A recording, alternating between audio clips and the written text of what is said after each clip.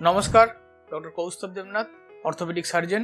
আপনাদের মধ্যে অনেকেরই অভিজ্ঞতা আছে যে যখন আপনারা বা আপনাদের নিকটাত্মীয় কারোর জন্য একটা প্ল্যান্ড অপারেশনে যান, তখন ডক্টর যিনি আছেন তিনি অপারেশনের আগে কিছু রেগুলার টেস্ট করতে বলেন। ডক্টরের জন্য বা হেলথ কেয়ার পার্সোনালদের জন্য একটা টেস্ট করা হয়, সেটা হচ্ছে আপনার সেরোলজি। যে কোনো অপারেশন থিয়েটারে, সেটা যত বড় নার্সিংহোমই হোক আর যত ছোট নার্সিংহোমই হোক, গভর্নমেন্ট হসপিটাল নার্সিংহোমই হোক, যাই হোক, রক্তের সেরোলজি, যার মধ্যে HIV পরীক্ষা, হেপাটাইটিস বি এবং হেপাটাইটিস সি দেখা হয়। তার কারণ হচ্ছে অপারেশনের সময় যদি কোনো রোগীর এই রোগগুলো থাকে এবং সেটা যদি আমরা ডক্টররা, নার্সরা বা ওটি স্টাফরা না জানি, তাহলে সেই রোগীর থেকে সংক্রমণ আমাদের মধ্যে ছড়াতে পারে। কিন্তু এর মানে এই নয় যে কোনো সংক্রমিত রোগী, একটা HIV রোগীর আমরা অপারেশন করি না, নিশ্চয়ই করি, কিন্তু কিছু স্পেশাল প্রিকশন নিয়ে। অথবা যদি অ্যাক্সিডেন্টালি এক্সপোজার হয়েও যায়, আমি যদি জানি এটা HIV পজিটিভ পেশেন্ট, তাহলে পরবর্তীকালে পোস্ট এক্সপোজার প্রোফাইল্যাক্সিস বলে কিছু ওষুধ খাওয়ার দরকার হয়ে পড়লে সেগুলো আমরা খেতে পারবো। কিন্তু যদি এই টেস্টটা করে আমি নাই জানতাম যে রোগীটা পজিটিভ না নেগেটিভ, তাহলে হয়তো আমার অজান্তে আমি বা আমার ওটির অন্যান্য স্টাফ, তাদের মধ্যে রোগটা ছড়িয়ে পড়তো। তো